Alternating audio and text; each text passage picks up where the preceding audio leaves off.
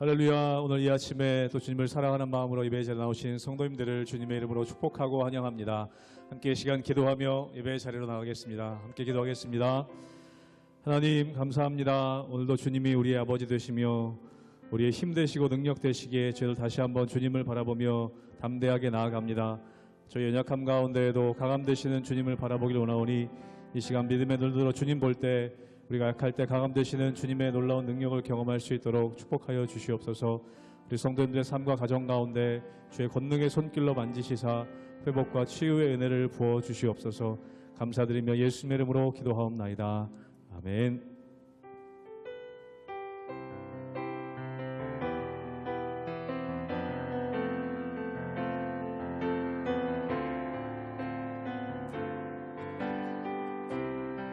사랑하는 나의 아버지, 사랑하는 나의 아버지, 이름 높여드립니다. 주의 나라 찬양 속에 임하시니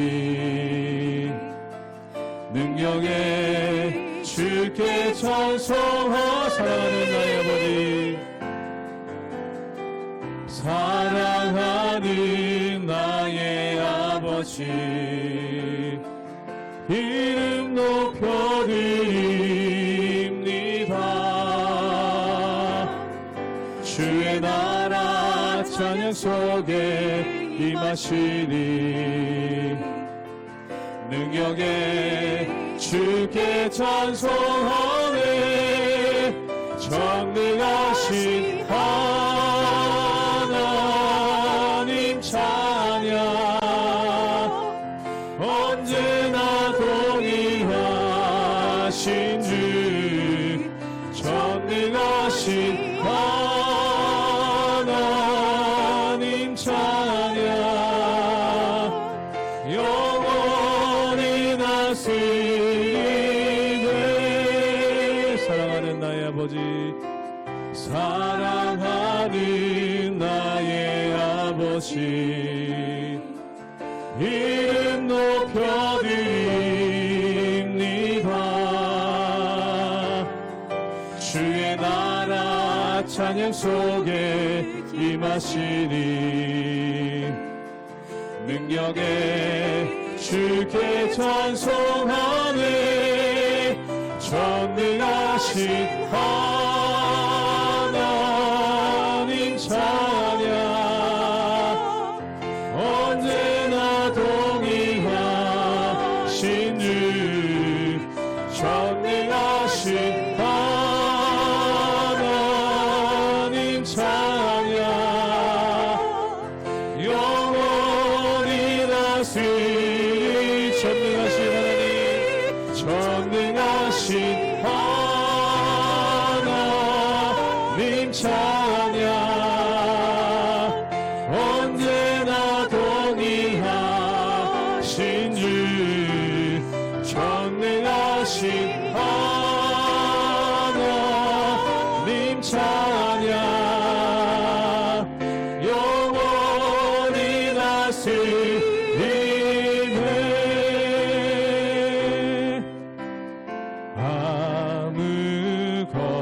아무것도 두려워 말라. 주 나의 하나님이 지켜주시네. 놀라지 마라, 겁내지 마라. 주님 나를 지켜주시네. 아무것도 두려워 말라. 아무것도 두려워 말라. 주 나의 하나님이 지켜주시네. 놀라지 마라, 겁내지 마라. 주님 나를 지켜주시네. 내 맘이 힘에 겨워, 내 맘이 힘에 겨워 지칠지라도 주님 나를 지켜주시네. 세상의 험한 풍파 몰아칠 때도 주님 나를 지켜주시네. 주님은 나의 산성, 주님은 나의 요새, 주님은 나의 소망, 나의 힘이 되신 영원. 처음부터 고백합니다. 아무것도 두려워 말라. 주 나의 하나님이 지켜주시네. 놀라지 마라, 겁내지 마라. 주님 나를 지켜주시네. 내 맘이 힘에 겨워 지칠지라도, 내 맘이 힘에 겨워 지칠지라도 주님 나를 지켜주시네. 세상의 험한 풍파 몰아칠 때도 주님 나를 지켜주시네. 주님은 나의 산성, 주님은 나의 요새, 주님은 나의 소망, 나의 힘이 되신 영원. 주님은 나의 산성, 주님은 나의 산성, 주님은 나의 요새, 주님은 나의 소망, 나의 힘이 되신 영원.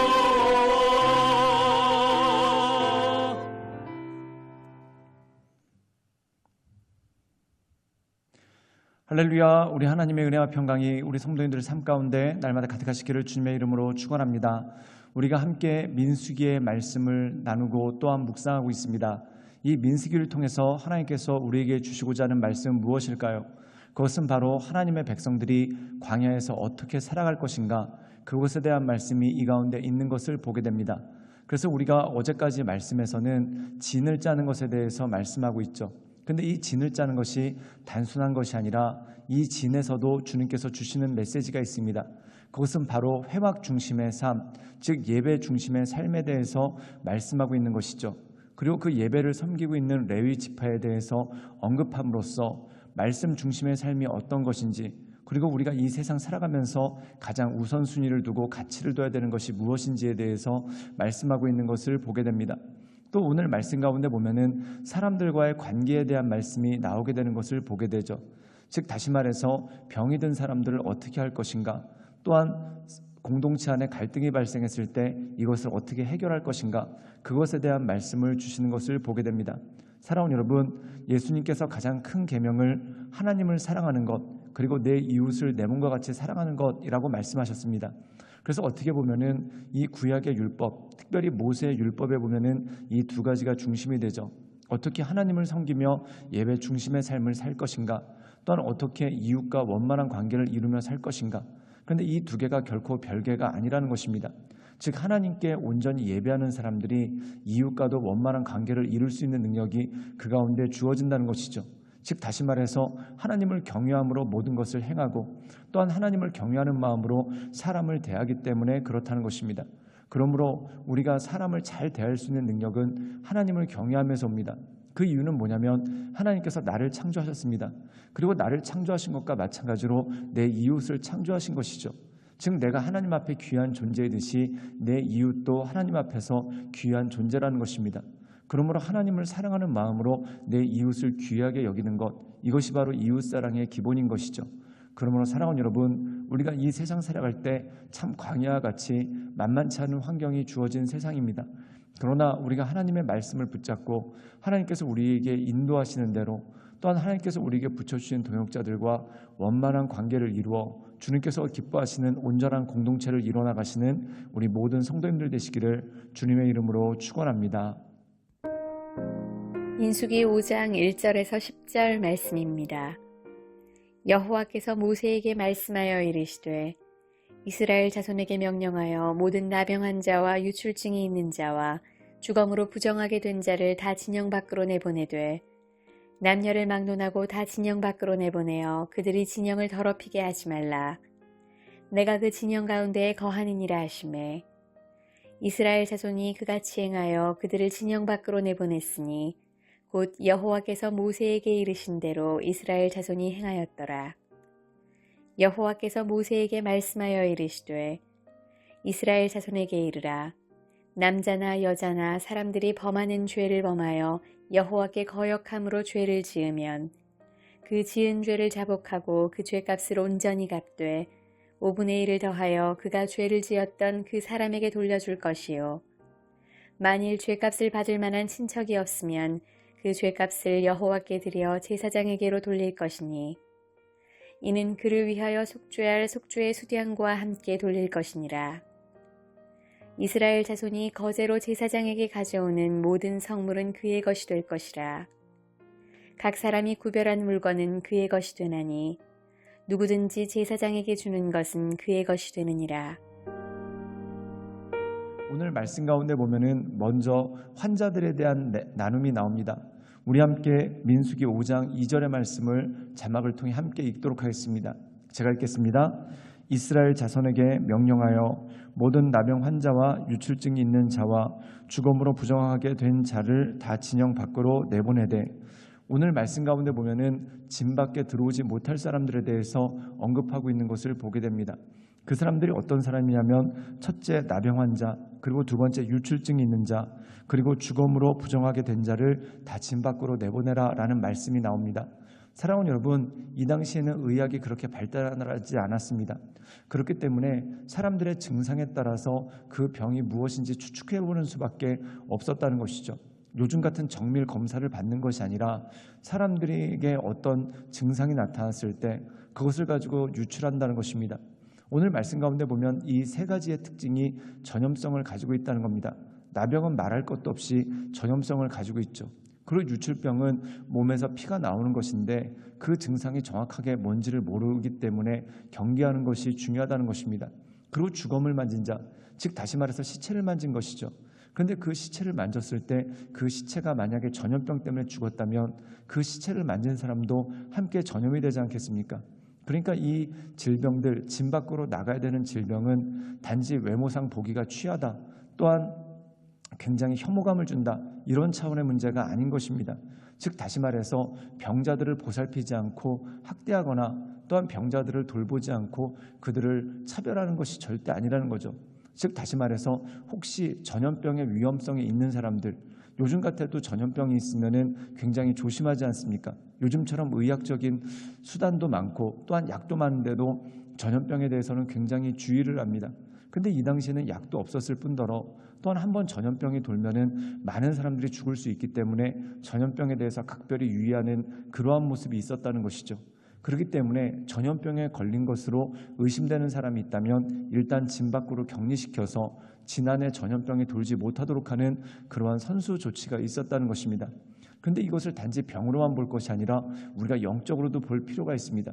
그것이 뭐냐면 안 좋은 영향을 미치는 사람이 공동체 안에 있을 수가 있습니다. 우리가 성경에도 보면은 예수님께서 죄 짓는 자들에 대해서 말씀하시는 것이 나오죠. 즉 다시 말해서 그들이 온전히 회개하고 돌아온다면 용서할 것에 대해서 말씀하십니다. 그런데 그렇지 않으면은 권고를 한 다음에 그렇지 않으면은 그들을 진 밖에서 쫓아내는 것에 대해서도 말씀하고 계시죠. 그 이유가 무엇입니까? 사람들한테 안 좋은 영향을 미칠 수가 있기 때문에 그렇습니다. 그렇다면 사람들에게 안 좋은 영향을 미치는 사람들이 어떤 사람들일까요? 예를 들어서 교회 공동체 안에서 사기를 치는 사람이 있습니다. 즉 사랑을 빙자해서 그리고 다른 사람들의 선의를 이용해서 사기를 치는 사람이 있습니다. 이런 사람이 있다면 어떻게 진 안에 두겠습니까? 그것은 반드시 해결해야 되는 문제인 것이죠. 또한 두 번째는 뭐냐면 교회 안에서 부정적인 일을 저지르는 사람들이 있습니다. 예를 들어서 불륜이라든지 또한 여러 가지 성적으로 문란한 일들을 행하는 사람이 있다. 그럼 이것조차도 용납하기가 쉽지가 않은 것이죠. 또 세 번째로는 이단에 관한 것입니다. 이단의 사상을 가진 사람이 들어와서 사람들을 왜곡하고 또한 말씀으로부터 그들을 떠나게 한다. 그럼 이것은 용납할 수가 없는 것이죠. 사랑하는 여러분, 교회는 사랑의 공동체입니다. 그러나 사랑이 모든 것이 가한 것이 아닙니다. 그 이유는 뭐냐면 분별해야 될 것이 분명히 있기 때문에 그렇죠. 어떤 경우에는 사랑을 이용해서 자기의 사욕을 차리려는 사람들도 굉장히 많은 것을 보게 됩니다. 그것을 지혜롭게 분별하는 것, 그것이 바로 명철이라는 것이죠. 오늘 말씀 가운데 보면은 병자, 힘들고 어려운 사람이 있는데 이 사람들을 보살펴줘야지 집 밖으로 내보내는 게 말이 되느냐, 이런 생각을 하실 분도 있습니다. 그러나 물론 우리가 어떤 신체적으로 어려움이 있거나 또한 병이 든 사람이 있다면 잘 돌봐줘야죠. 그런데 그게 전염성을 동반하고 있는 전염병이라면은 그게 쉽지 않은 일이지 않겠습니까? 그러므로 사랑하는 여러분, 우리가 공동체 가운데서도 분별력을 가지고 가는 게 굉장히 중요한 일입니다. 또한 우리 민수기 5장 7절의 말씀을 읽도록 하겠습니다. 제가 읽겠습니다. 그 지은 죄를 자복하고 그 죄값을 온전히 갚되 5분의 1을 더하여 그가 죄를 지었던 그 사람에게 돌려줄 것이요. 오늘 말씀 가운데 보면은 누군가에게 경제적인 손해를 끼친 사람에 대해서 말씀하고 있습니다. 물론 다른 사람에게 경제적인 손해를 끼칠 때 두 가지 측면이 있을 것입니다.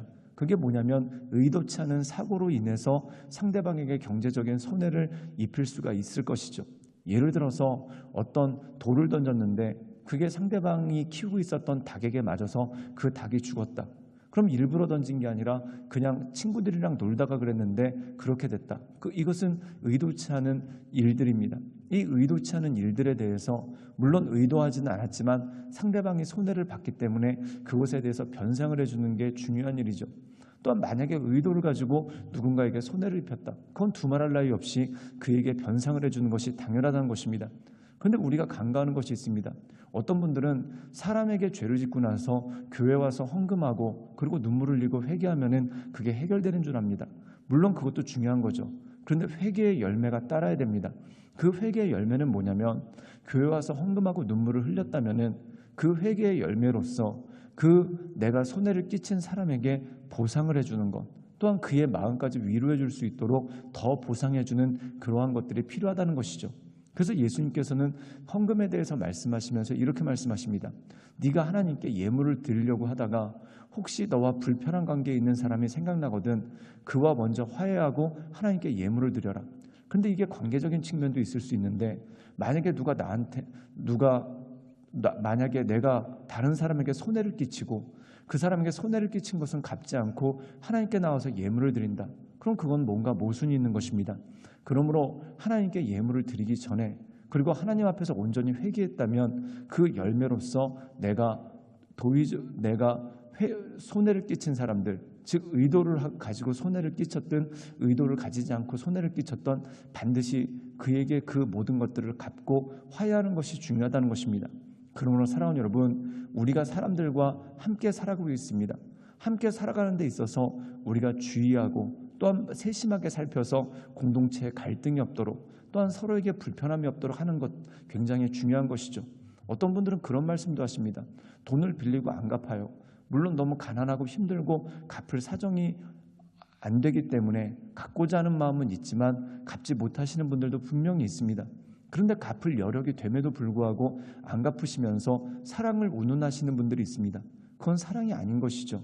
내가 남에게 빌린 것도 갚지 않으면서 어떻게 사랑을 말할 수 있겠습니까? 그러므로 사랑하는 여러분, 하나님께서는 모든 것이 정확하신 분입니다. 즉 우리 마음 가운데 하나님을 사랑하는 것만큼 내 주변 사람들에게 해를 끼치는 일이 없도록 세심하게 또한 주의 깊게 살펴서 온전한 공동체를 이뤄나가시는 우리 모든 성도님들 되시기를 주님의 이름으로 축원합니다. 함께 기도하겠습니다. 사랑이 많으신 주님, 우리가 날마다 주님을 바라보며 주님을 의지하며 하나님의 거룩하신 보좌 앞으로 우리가 나아갑니다. 주여 우리의 심령을 새롭게 하시고 또한 우리의 마음을 온전케 하셔서 크신 하나님을 높이며 크신 주님을 높이며 주님의 인도하신 가운데 늘 온전함으로 나가는 믿음의 사람으로 주님 우리를 붙잡아 주시고 우리 가운데 역사하여 주시옵소서. 주님께 모든 것 위탁드리오며 살아서 역사하시는 주 예수 그리스도의 이름으로 감사하며 기도드리옵나이다. 아멘.